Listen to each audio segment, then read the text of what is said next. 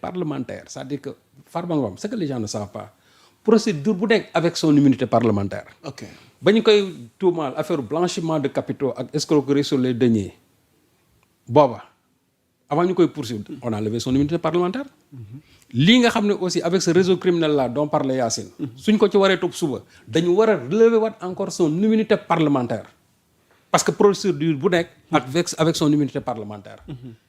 donc nit ñi li ñu wax naan procureur su ñëwee mu ne duma ko interroger dans la mesure où son immunité parlementaire n'est pas encore levée kooku dañ ko décharger wuñ ko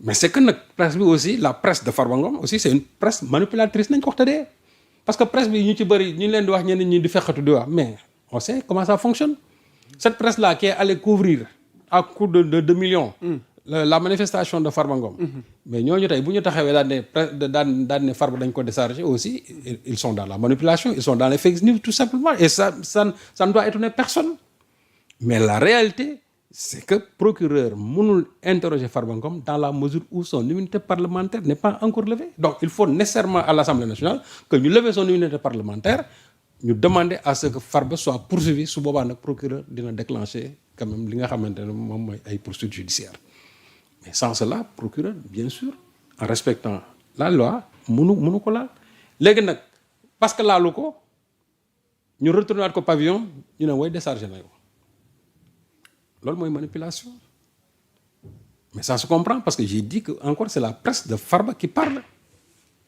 il faut qu'on le dise c'est la presse de Farba qui parle. ndax looloo tax mu am ay presse yu ñu interdit d'accès. waaw mais xam nga même presse yooyu. il y a eu des presses interdites d'accès pour couvrir cet événement. waaw ndax lu war la. man sax je me dis que loolu quelque part même su amee. y a faille parce que pour man presse nañ leen bàyyi ñu ñëw ñu def seen liggéey ku ci nekk après. tu as la responsabilité éthique et déontologique ci li nga xam moom ngay publier mais man amul xaj ak seen que ça soit une presse d'opposition que ça soit une presse de telle personne que ça soit même une presse je ne sais pas radicale nañ leen bàyyi ñu couvrir on doit interdire à personne de venir couvrir man loolu laa gëm il faut qu'il y ait de la contradiction dans tout ce que l'on fait même ñi nga xam ne say pire ennemi nga jàpp nga ne ci presse bi say ennemi lañ bàyyi leen ñoom suñ ñëwee ñu def seen liggéey ku ci nekk soo paree avec sa conscience éthique et déontologique yow yaa xam nan ngay traiter sa information parce que lu ko may aussi ñoom su boobaa dañuy nekk en faute par rapport ak li nga xamante ne taxawaay bi ñu waroon am à l'endroit de cette presse là donc ñi nga xamante ne tey Farba Ngom doon nañ wax ak ñoom ci biir prison bi xam mooy tudd nañ ci ay journalistes waaw léegi nag le problème qui se pose mooy c'est pas une communication de courtoisie lan lañ doon traité loolu nag après mooy ma ne ba procédure commencé il faut ñu jéem a xam lan la parce que si ça entre dans ce que l'on appelle ce réseau de criminalité là piloté bien sûr par Farba Ngom depuis la prison ça signifie que ñoom aussi ils sont aujourd'hui en faute muy complicité. waaw ils sont en faute lan la Farba nar Serigne Saliou Gueye non Farba ba di ci jokkook ay taskatu xibaar moom laa la xam nga non di amal ay appel loolu nag moi je crois que il appartient au procureur de sortir et de nous dire réellement ce qui s'est passé Yacine am na loo xam moom junj na ko li ci des nag procureur moo ko mën a leeral bu woowee Farba ba ñu xam réellement ñi Farba doon jokkool ñëpp et aussi ñu jël communication yi ñu tegal leen ko su boobaa ku ci nekk di nga wax lan moo tax nga doon jokkante ak Farba ci lii ak lii depuis la prison ak xaalis ba nga xam ne aussi ña ngi ko doon dépensé muy dugg ci yenn poste yenn nit ñi aussi nañ wax aussi à quelle fin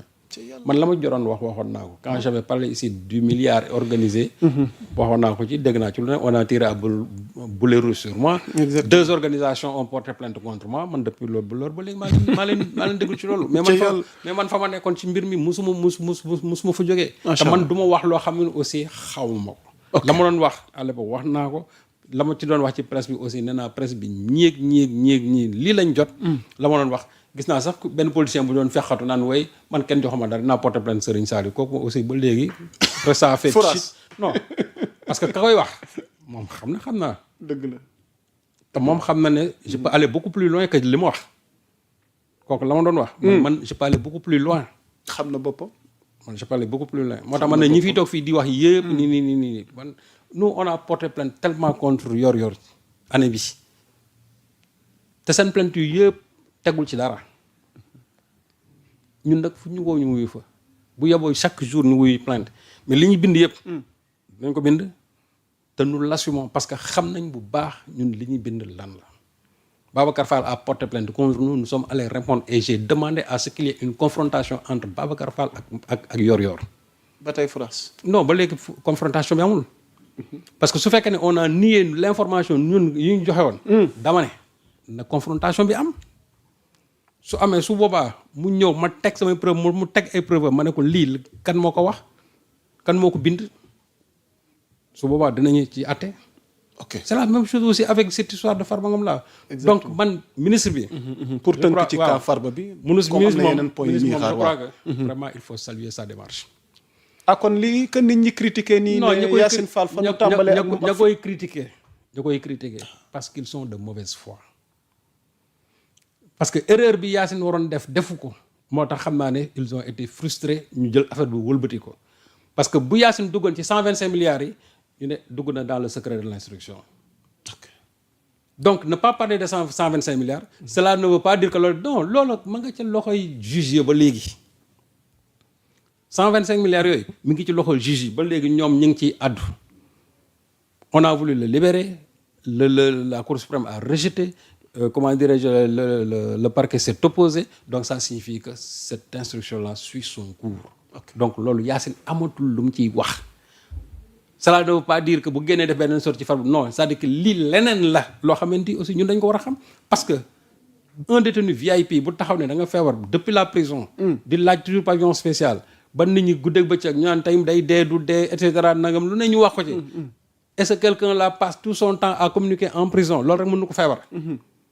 ku feebar am nga kattan boobu di organiser li muy organiser ci biir prison bi. mais quand même te kii su mag temps moo tax ma ne.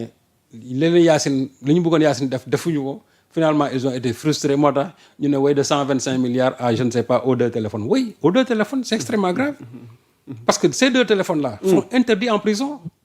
ak ñi mu ci doon jokkoon. waaw mais c'est interdit ça c'est la loi qui l'interdit donc su fekkente ne téléphone yooyu. dañ ko utiliser benn c'est interdit deuxièmement lan la doon def ci téléphone yooyu.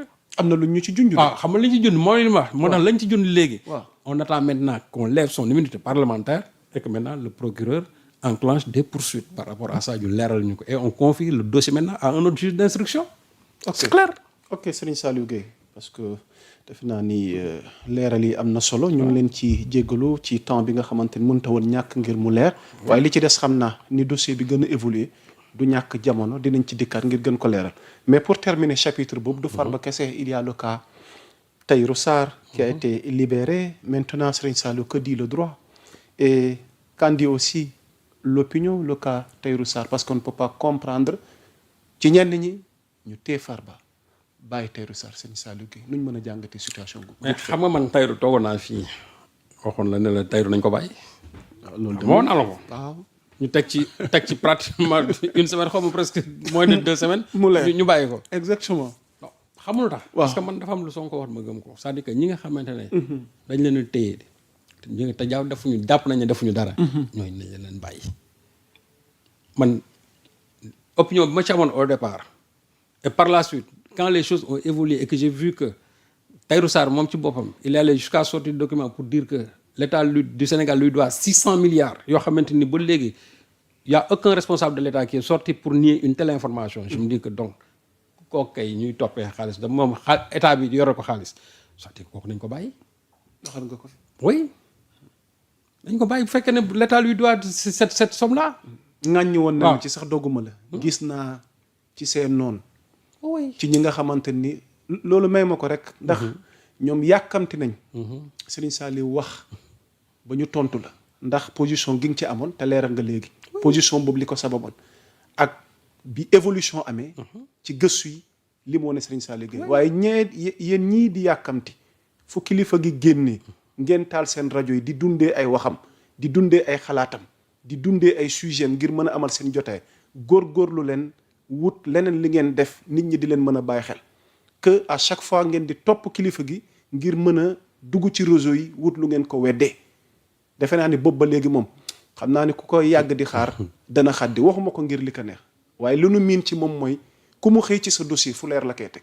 bu ko wóoree ni ko dara amu ca day jàll ci leen sëñ Saliou Gueye. gis nga yaa Moussa dans le métier que nous faisons là. il faut ñun toujours que nous soyons sincères ba pare humble nag tegal ci.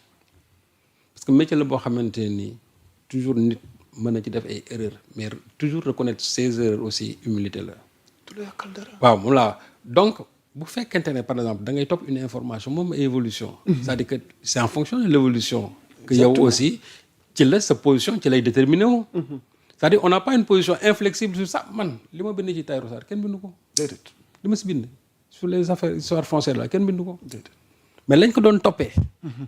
ñu dem ba ci biir moom mu génne ay preuve teg wax man après quand j'ai relu la situation je me suis fondé une autre religion sur ça moo tax mu toog fii man leen nañ ko bàyyi.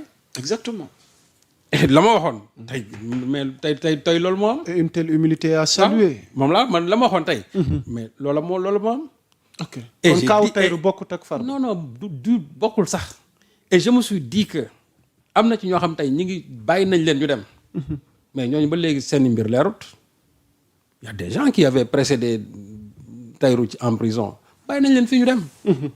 et j'avais donné des cas en disant que fu ñu bàyyee Massamba ak Mademba war nañ fa bàyyee ñii. ah oui c'était des libérations controversées. mu noonu des personnes citées dans des affaires de malversation de tout le monde. tam man libération yooyu dama gis grenouillage yi ci amoon c'est-à-dire que nit ñi affaire clandestine yi ci nga xam moom lañ ci doon def. pour ñu libérer ñooñu. ok te loolu yuuxu naa ko budul benn budul ñaar ba finalement on les a libérés. te man jàpp naa ne man ñooñu seen libération pour man erreur la. c'est pas parce que je vais à l'encontre de la justice mais man jàpp naa ne loolu erreur la. exactement kon. donc nag man ñuy tënk daal ci kaw Tahirou bi waaw non man pour man. pour tënk rek Tahirou bàyyi gi comme ni ma ko waxoon. bàyyi gi man pour man jàpp naa ne légitime la. maintenant maintenir Farba en prison. man dootuma ci wax. mais li ma di wax daal ci problème Farba. encore une fois de plus.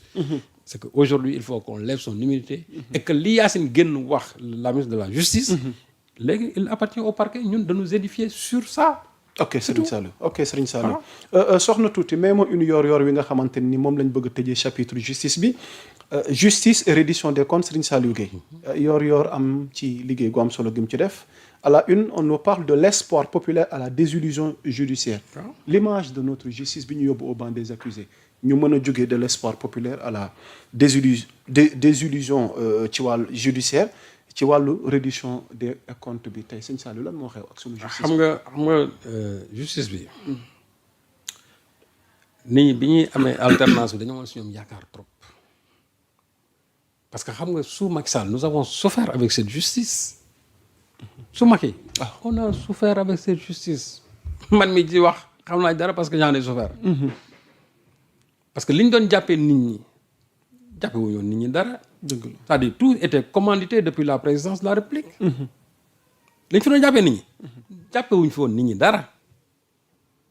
keroog damay xool réseaux sociaux yi ñu gis bon y a il paraît que sax on l'a placé en garde à vue un des hommes de main de Farba. doon rey boppam ci buntu prison bi. bay fëgg buntu beeg et cetera nañ ko bàyyi et cetera bon ça se comprend. parce que c'est un proche de Farba. mais les internautes qu'est-ce qu'ils ont dit Diop Taïf. sous le régime de Macky a fait moins que ça Diop n'a fait que filmer le mur de la prison ñu jàpp ko ci 1 an. kii moom dafa ñëw ba ci buntu prison di fëgg ubbi buntu bi provocation def lu ne on l'a laissé partir c'est le lendemain on l'a interpellé mais ce qui est sûr et certain mooy il ne fera jamais 1 an de prison comme Diop Taïf l'a fait. ça veut dire que donc cette justice là bu ñu amoon sous Macky Sall mais nous en avons souffert. Moi, m'a amené en prison sur quoi? Sur un mot indigne. Et man ki ma jàppoon ci indigne boobu moom c'est quelqu'un qui est indigne. xam man dama waxoon Serigne Bassirou Gueye la ñu waxoon. te man je l'avais pas écrit c'est un magistrat qui l'a écrit. mais magistrat boobu ma jàppoon moom il est plus indigne que Serigne Bassirou Diop moom ma jàppoon. te man xam wax naa ko fi xam man kenn ma ci jàpp. indigne moo tax ñu jàpp ko indigne. ñu wax ma ne ma indigne c'est saaga la indigne. ñun en France yi ñu jàngal indigne mooy qui n'est pas digne de. le contraire. parce que xooloon nañu lu ne yor pour jàpp yor tëj ko mënuñu ko. ils ont ci occasion boobu. et après ñu ne woy parce que amul aussi carte de presse. te ña demoon doon leen ko wax. naan leen comme que amul carte de presse jaaree leen ko foofu. ñooñu seen wàllu bopp yor ñu carte de presse. ña ko doon wax. ba pare di gérer fii yore ay groupe de presse di leen gérer. ñooñu yoruñu carte de presse. Et ce sont ces gens-là qui sont allés me vendre au ministre de la justice. ndeysaan ca yàlla. ñooñu donc moo tax ma ne justice bi dañ ci am yaakaar. on pense que la révolution là bu ñëwee dafay renverser cet ordre là judiciaire. instaurer benn ordre un nouvel ordre. wax ñu un ordre boo xam ne nii qui sera sous les ordres du Pastef de déedéet. mais mu nekk une justice équitable. boo xamante ne nii xamul ne kii VIP la xamul ne kii am na xaalis xamul ne kii xamul xam tout simplement le droit. mais li ñu gis ci reddition des comptes bi ni ñu déparé woon ak ni ñuy arrivé fi nekk ça pose problème yaa Moussa. parce que gis nañ ne ñu bëri tey buñ leen jàppee bëreet ñu génnee xaalis teg ci taabal ji man jàpp naa ne kii génnee xaalis teg taabal ji mais kooka reconnaître na ci liñ koy toppee. fan la jëlee xaalis. léegi boo yow nga ñëw teg ci taabal ji ñu ne la dañ lay yaa ngi je ne sais pas. liberté waaw xaw ma contrôle judiciaire wala ay bracelet électronique. au même moment des gens qui ont volé je ne sais pas des poules là sont en train de croupir en prison ñooñu bu ñu cautionné woon dañ leen est-ce que dañ leen bàyyi kenn du leen bàyyi. donc ñi nga xam ne ñoo détourné xaalis Sénégal bi et qui devaient vers la prison man ñaanuma kenn prison mais nag c'est des lois. dañoo sàcc dañoo war a tëdd ci biir prison bi. ils ont volé des milliards ba pare bëgg a ñëw ñenn ñi di ci cautionné une partie. ñu ne dañ leen di bàyyi. ñenn ñu ne ay bracelet électronique. au même moment ñi ngi sàcc ay 1000 francs 2000 francs ñoom ñi ngi actuellement ñi ngi leen bàyyi ci biir prison bi kenn xamul nu ñu mujjee. moo tax ma ne espoir bi nga ci amoon cet espoir populaire là maintenant c'est une désillusion judiciaire parce que la ñu yaakaare woon fi ñu toll nii on a l'impression que gisuñu ko. loolu kese la yaakaar lañ ci amoon mais yaakaar bi mooy tas actuellement nii parce que ñun la ñu yaakaar imaginer depuis reddition yi day kon bi mu commencé ba léegi. affaire bi fan la mujjee chaque fois da ngay dégg liberté provisoire. cautionné na bàyyi nañ ko. kii placé sous bracelet électronique kii contrôle judiciaire terme yooyu rek la ñuy utiliser fi ñu toll nii. actuellement nañ fa téye. man nañ leen bàyyi ay ñoom Moustapha Diop ak ñii ñëpp. nañ leen bàyyi. amul sens quoi lu ñu fay def ay ñoom Dan Sarr ak ñoom Khadim Mbaye yooyu lu ñu fay def nañ leen bàyyi. des gens qui ont fait pire que bàyyi nañ leen. waaw qui ont fait pire que booy Dan Sarr boobu nga xamante ne Mama Dan Sarr boobu. nga xamante ne actuellement il est en train de croupir en prison. mais ñi ñu bàyyi ils ont fait pire que lui. kooku li may wax ci Tahirou Sarr moom laa ci moom nan ko bàyyi. y a des gens qui ont fait pire que lui. bàyyi nañ leen ñu génn. ñun yaakaar boobu ñu ci amoon mooy commencer tas. Ousmane Sonko bu taxee mu ne raxas leen justice bi. li mu wax lu leer la. waxul ñëpp de gis nga justice bii. am na ñu xam ne fañ nekkoon ña nga fa ba léegi man toujours dama koy wax.